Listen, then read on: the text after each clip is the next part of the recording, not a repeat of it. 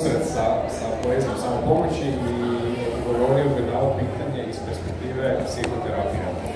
U ovih 10 godina što radim s ljudima i sad već na tisuće pojedinaca koji su prošli kroz prste, naučio sam jednu stvar, a to je drugačiji su putevi do mozga različitih ljudi.